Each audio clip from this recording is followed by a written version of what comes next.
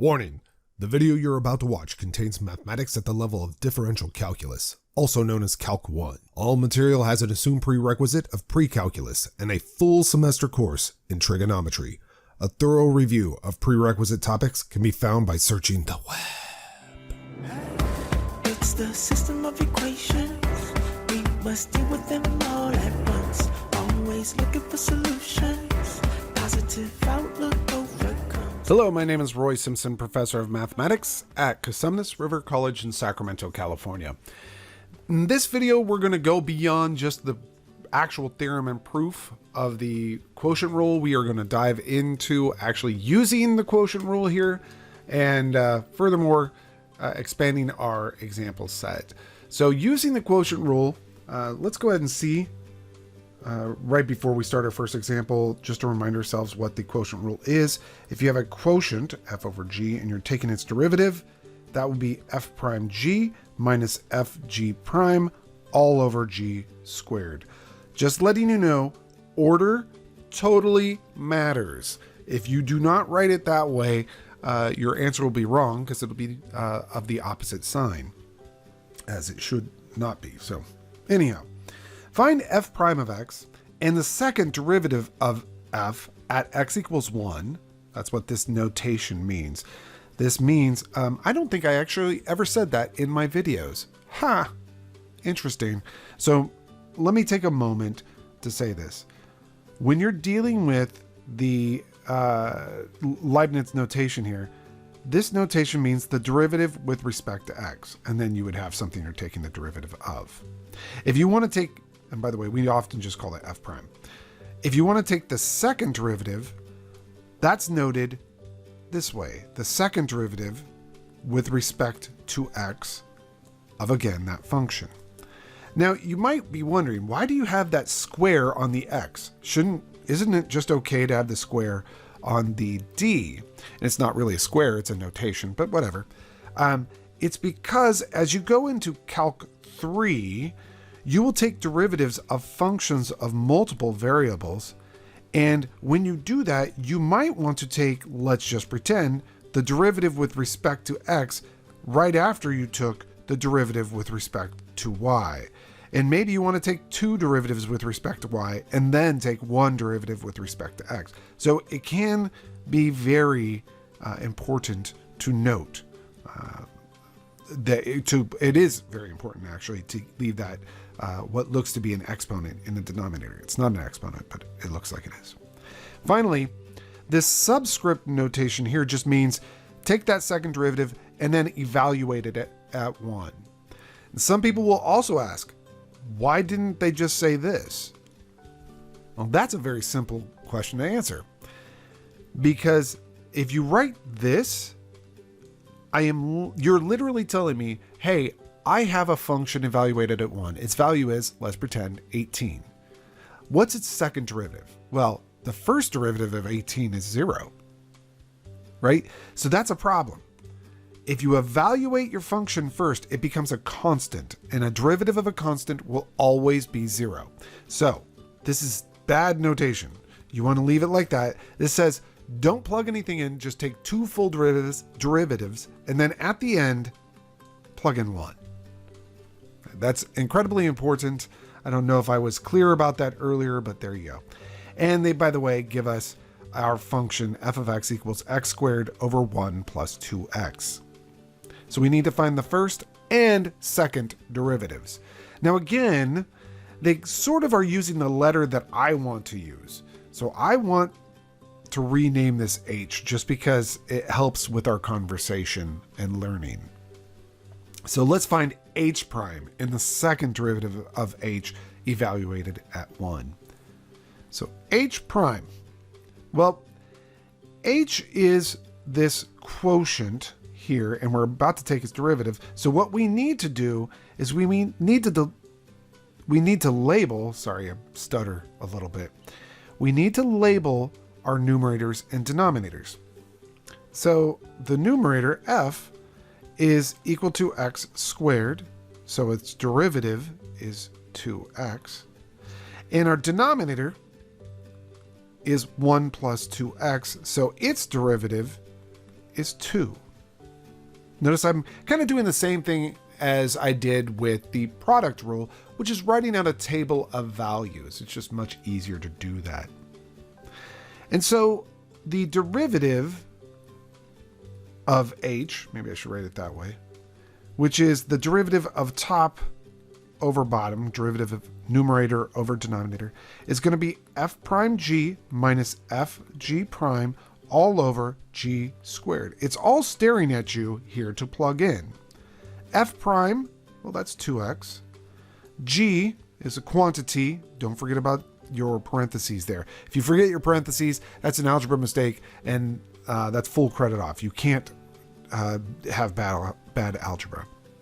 So that's g minus f, which is x squared, times g prime, which is 2, and this is all over g squared, 1 plus 2x being squared.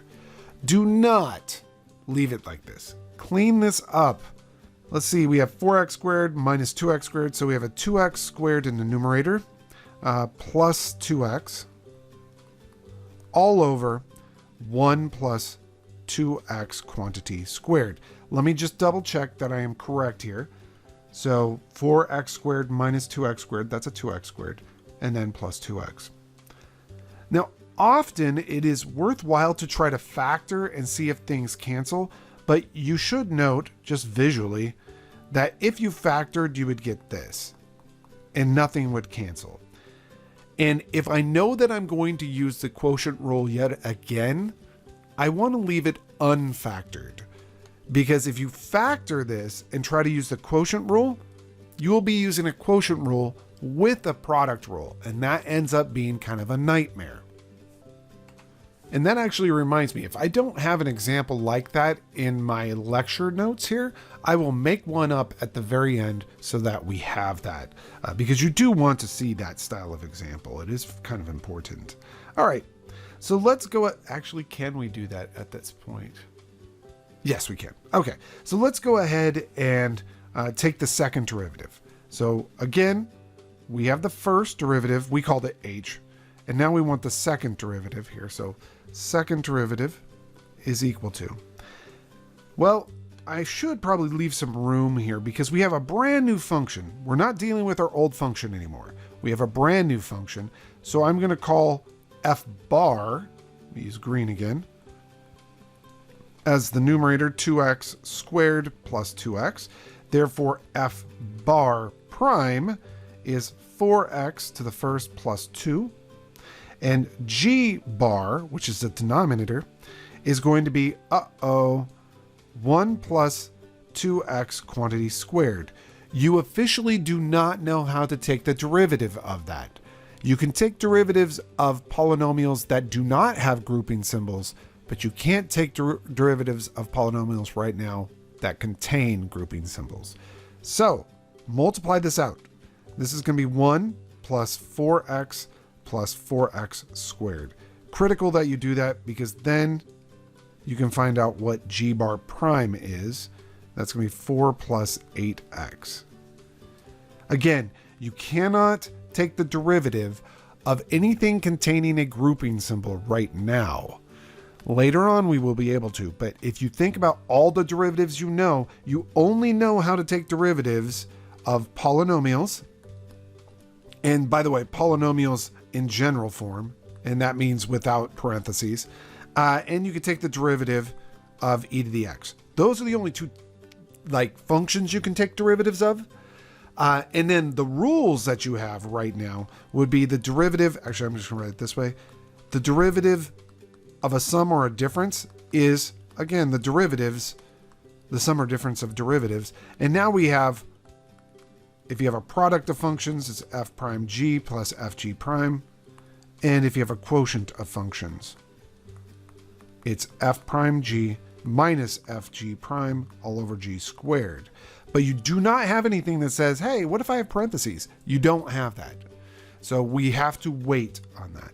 Be very, very careful. That usually throws people off. So the second derivative, well, let's see. That's going to be f bar prime g bar minus f bar g bar prime all over g bar squared. So copying my handwriting, f bar prime is 4x plus 2. G bar is going to be, technically I could, if I want to, write g bar as 1 plus 2x quantity squared if I want to, because that's just g bar. I could totally use that, or the trinomial. I'll start with it factored. I might end up having to redistribute it out in a moment. We'll find out. And then minus f bar, which is 2x squared plus 2x, times g bar prime, which is 4 plus 8x. And this is all over g bar squared. And I'm going to use this version of g bar right here, and I'm going to square it up. That's 1 plus 2x. Squared is to the 4th power. Now, technically speaking, they don't want to know what h double prime is. They want to know what is that second derivative, h double prime, but evaluated at 1. So technically speaking, I honestly do not have to simplify this statement. I could just plug 1 in right now. But I want you to see the mindset you should be in as we go through. So I'm going to go ahead, even though I don't have to, I'm going to go ahead and simplify this a little bit first. Okay, remember, technically right here, I would just normally plug in 1, but I want to showcase what you would do in normal situations. So I'd say, oh, that's a 4x plus 2. Yes, I realize that I can factor a 2 out of that. Totally get that, okay? In fact, I will do that. I'll factor a 2 out of that, and I get a 2x plus 1 times, oh, look at that. That's a 2x plus 1 as well. To the second power, right? This is. So maybe I should just group those up. 2x plus 1 cubed. Okay. Minus. And notice on this back end here, if I factor out a 4, I have a 2x plus 1 there as well. And this is why factoring ends up being kind of a critical skill for us because it gets used quite a bit. I'm not going to factor this last piece, mainly because I know it's not going to help me out. So I'm just going to leave it as a 2x squared plus 2x. You'll see in a moment why it doesn't help me out. And this is all over a 2x plus 1 to the 4th. Notice that the numerator has, both terms in numerator have a power of 2x plus 1 that will cancel with a power of 2x plus 1 downstairs. So this will be twice 2x plus 1 squared, because I stole a power away, minus 4 times 2x squared plus 2x, all over 2x plus 1. That's supposed to be a 2, by the way, cubed. Again, I would have substituted in 1 way earlier on, but I want you to see the ideas here. So let's go ahead and at this point, there's really not much else I can say you could do. I would probably factor out maybe a 2 and then start distributing. So if I factor a 2 off that numerator, I'll get a 4x squared plus 4x plus 1. Remember, I factored a 2 off that numerator, so this is now a negative 2 right there, times 2x squared plus 2x, all over 2x plus 1 and quantity cubed. Again, every step of the way, I'm just letting you know that you didn't actually need to go this far, but it is critical that you can. You have a 4x squared minus a 4x squared. They cancel. And then you have a 4x minus a 4x. Those cancel. And this becomes just a 1 over 2x plus 1 quantity cubed. Huh. I'm glad I actually did that because it's really clean. And by the way, I'd probably write that as 2 over the quantity 2x plus 1 and quantity cubed. And you could see that this, first of all, is the derivative, second derivative, with respect to x of our function, which I'm calling h. And we find out that that's 2 over 2x plus 1 quantity cubed. And if you want to evaluate that at x equals 1, which I think is what they wanted us to do, yeah, I'll just plug 1 in right now. 2 over 3 cubed, or in other words, 2/27. That's the Not the slope of the tangent line because it's a second derivative, but it's something else that we haven't talked about. I like in this example that we have gone through and we could have stopped, like I said, right here, but I like that I showcased that simplification is critical in calculus. All of your algebra skills is that proper English? All of your algebra skills get used, there we go, over and over again throughout calculus. If you have weak algebra skills, any weakness, it will be exploited. It just happens. Calculus, I even wrote it in my students' exam 1 notes. When I graded the exam, I wrote a bunch of notes about the mistakes that were made. And I think there were upwards of 50 different algebra mistakes or 45 different algebra mistakes within the class. And I had said on day 1, what'll kill your grade in calculus is not calculus. It's arithmetic and algebra. If you have any weakness, it will come out in calculus. So you need to be hyper careful when you do your mathematics in calculus. It makes you a better student, just being careful. All right. I snuck this example in here because I find this example to be fascinating. Some students see this and they say, okay, quotient rule. I want to let you know, the quotient rule sucks. It's not a rule that you often want to use. If you can avoid it, please do. And you should always do algebra before calculus. And the algebra here is just a quick simplification. T over t to the 1/3 minus t to the 1/2 over t to the 1/3. Actually, that's arithmetic. Then the algebra comes in that this is t to the 2/3 minus, that's 3/6 over 2/6, that's t to the 1/6. And we're ready to take a derivative without product rule or quotient rule. This is just y prime is equal to 2/3 t to the negative 1/3 minus 1/6 t to the negative 5/6. And you're done. By the way, some people will want you to glue this back together as a single fraction. I think that's silly. I personally would not do that in this case. I would in many other cases, but this case specifically, there's no real need to glue them back together as a single fraction. So there you go. Yet again, another, hey, let's differentiate. And this is definitely going to be a quotient rule because it doesn't, you can avoid the quotient rule if you have, let's say, f plus g over h. Well, actually that wouldn't avoid it. But if you had a polynomial, let's say x squared plus x plus 1 over something like that, you could split a fraction across into separate fractions if your denominator has a single term. But when you have multiple terms in the denominator, it does not split. And please don't ever make that mistake because that would be tragic. So, algebra before anything else. Well, arithmetic before algebra and algebra before everything else. This is a complex fraction or a compound fraction, however you want to say it. So I'll start by cleaning it up. I'm going to multiply both numerator and denominator by x, basically multiplying by the number 1 in a very fancy form. And you get this. That is now ready for taking the derivative. Now, you could go ahead, you're more than welcome to say, oh, what's the numerator and what's the numerator prime and what's the denominator and what's the denominator prime. But I'm going to go ahead and start trying to get you used to moving a little faster. So y prime is going to be, since it's a quotient, it'll be the derivative of the top. I'll write it this way, x squared prime times the denominator minus the top times the derivative of that denominator all over that denominator squared. C is just a constant. Don't worry about that.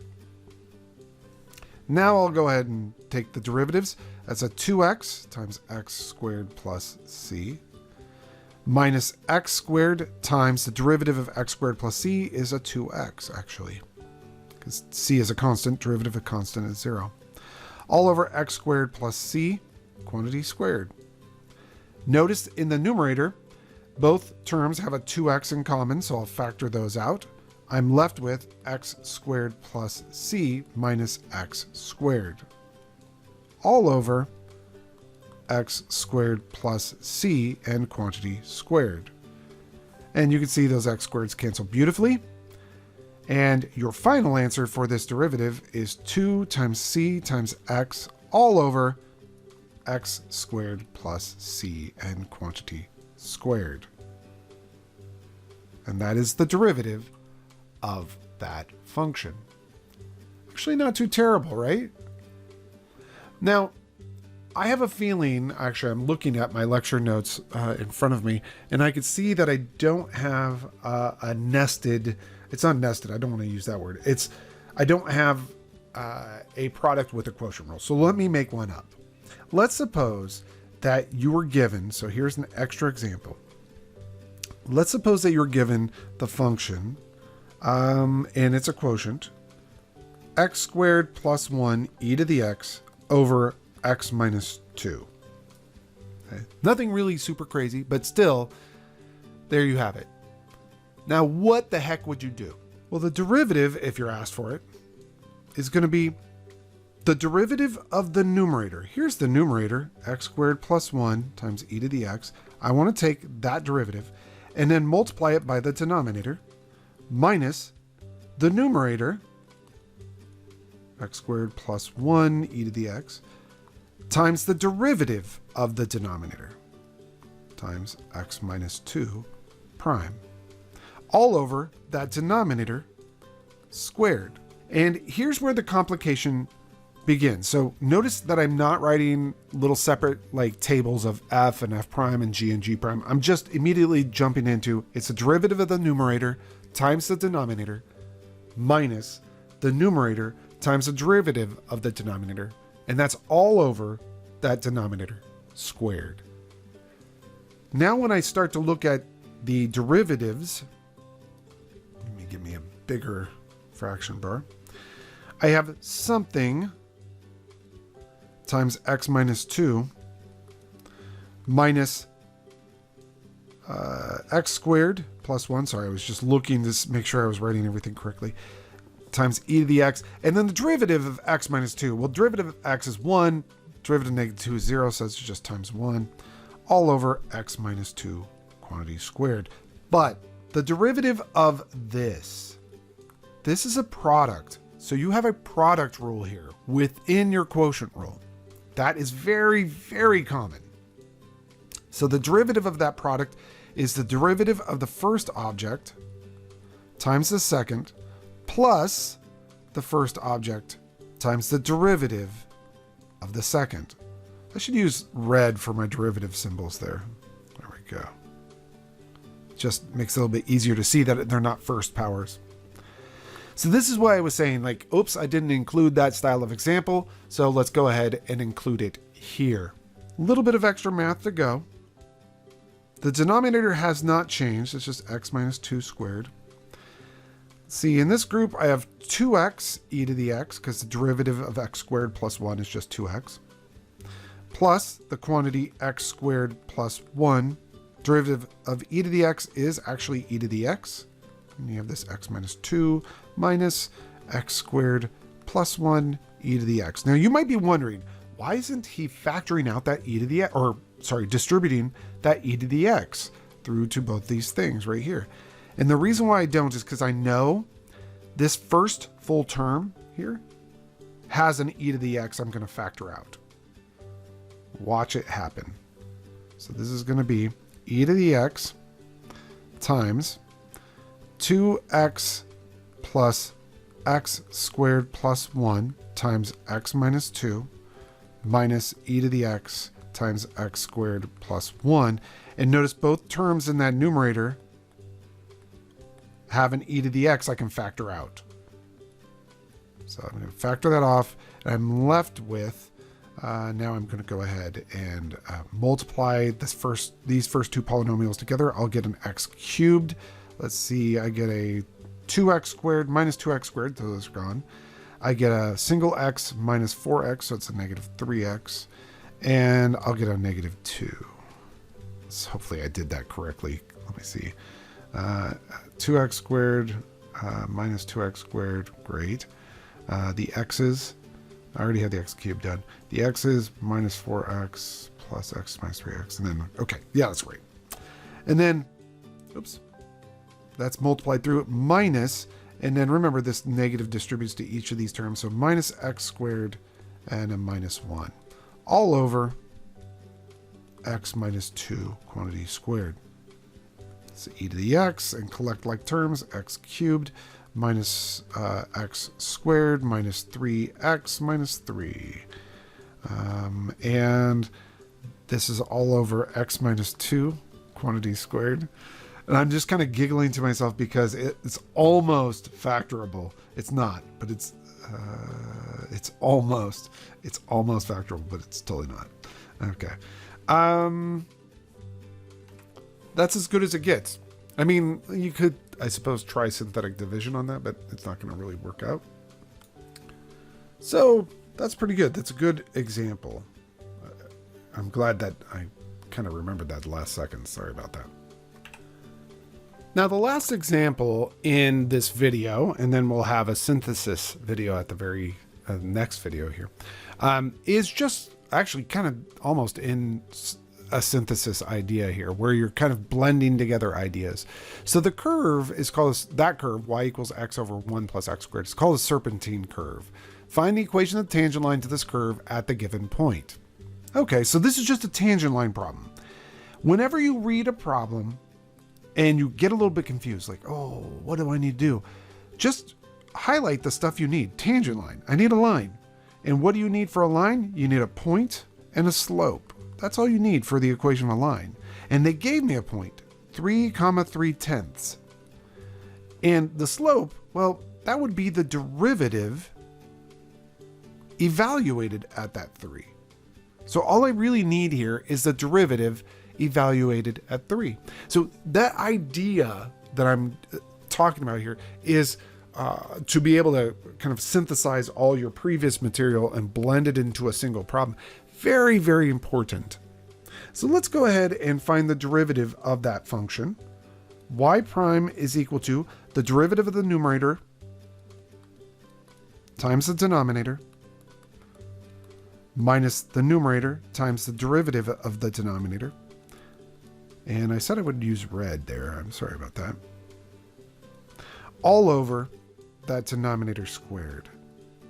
1 plus x squared being squared. And a quick simplification, you get 1 times 1 plus x squared minus x times 2x. And this is over 1 plus x squared quantity squared. Now, I have no need, honestly, to simplify this because I'm just going to plug in 3, but it is actually kind of easy to simplify this, right? X squared minus 2x squared is a minus x squared. So I just wanted to put that in there. I didn't have to, but it's just a simple substitution. And so y prime at 3 is going to be 1 minus 9 over 9 plus 1 squared.